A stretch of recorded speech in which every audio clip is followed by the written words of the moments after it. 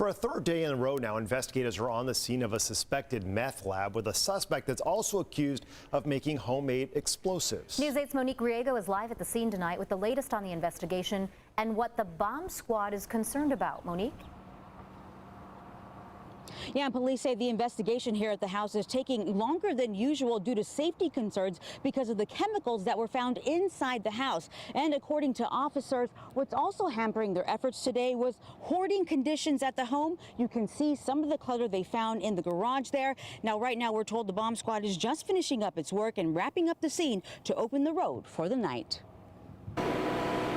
San Diego Police and Fire spending another day in Valencia Park searching the home of a man suspected of making homemade explosives while also running a meth lab. I thought it would just be a little investigation, a little explosion in the kitchen or whatever, but this thing's been 3 days now, and it doesn't look like they're done yet. Neighbors have watched as the bomb squad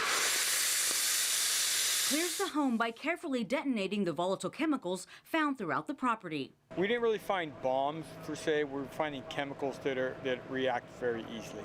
Investigators say part of the reason it's taking so long for technicians to finish their sweep is due to hoarding conditions inside and outside of the home. I'm just wondering what's in the garage that they don't want to open it, and this is the first time they open it. Several neighbors told us they heard what sounded like small explosions in the days leading up to last Friday when the suspect was sent to the hospital with burns and shrapnel wounds from an explosion. The accident allowing police and fire into the home where they discovered evidence of that illegal drug operation and homemade explosives. According to our bomb techs, once they discovered it, we shut our operations down and we backed out because they said we're basically working in a minefield right now. While nearby homeowners say they've always suspected something was going on inside the house, they never imagined this, and they're just thankful police and fire are taking it seriously.